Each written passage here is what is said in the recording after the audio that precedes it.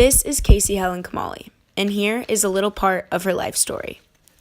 To start off, I'll set the scene of where we met. It's the first day of kindergarten. I'm nervous, maybe even shaking. All seems lost until a girl walks in with the same bob haircut I have, sporting olive green Crocs. That there is the girl I wanted to be friends with. So I was, and I have been ever since. This is where our journey began. I'll now get into what has occurred since then. Before we get any further with Casey's life, I'll explain my relationship with Casey and how I came upon her. I met Casey in second grade at Blossom Hill through being mutual friends with Carly. She was always top of the class, winning academic awards, and being very focused on her schoolwork, even in elementary school. I'll start by stating that Casey does not have a life that could be replicated. Every passing year accompanied by numerous stories and memories. It wasn't until 6th grade when a journey more significant than any other began. At the very end of soccer practice, Casey dives for a ball, crashing her head into the goalpost. Slight nausea and forgotten memory accompanied this concussion, but the doctor states this is only a minor concussion and she should be good to continue contact sports. Now fast forward 6 years to when concussion number 2 happens. The pole incident 2.0. Shortly after comes concussion number 3, where she is kicked in the head during a soccer game. Following this was concussion number 4, the futsal ball to the head. As if one single human could not be hit in the head more, concussion number 5 occurs. Junior year field hockey tournament.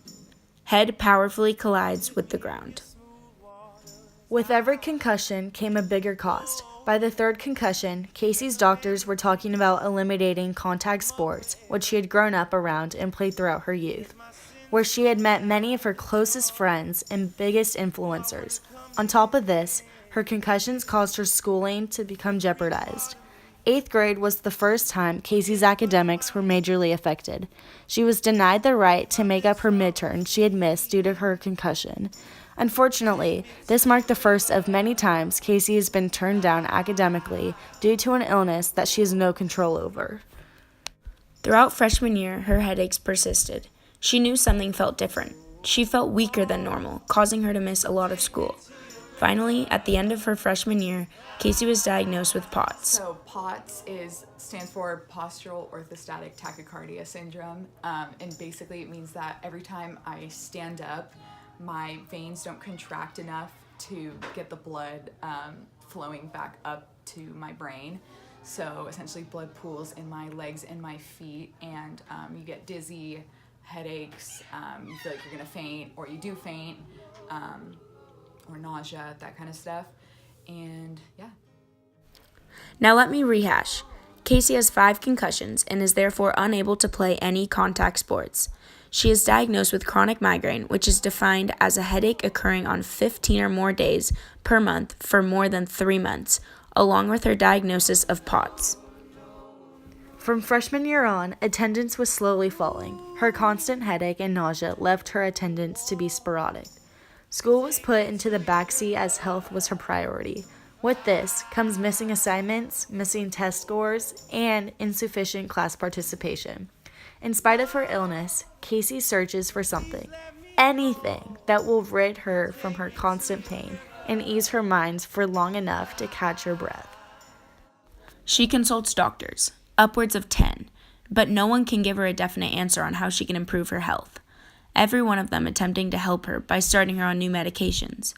She undergoes MRIs, hypnosis, hyperbaric oxygen chambers, lidocaine treatment, to name a few. In February of sophomore year, Casey undergoes a week-long treatment at UCSF where she was infused with DHE. This came with very bad reactions, and it did not end up being successful.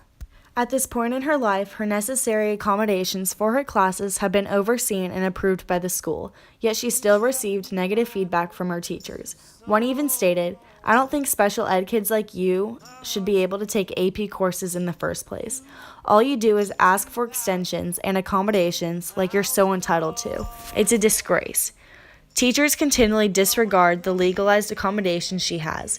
Casey's illness is something that is out of her control. In her eyes, the school system is targeted at certain individuals, the mentally ill, disabled, or people that just need a little bit more time than others.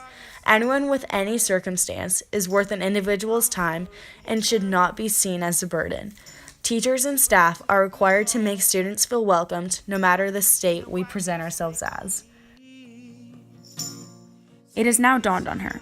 Everything she has ever thought defined her has been compromised.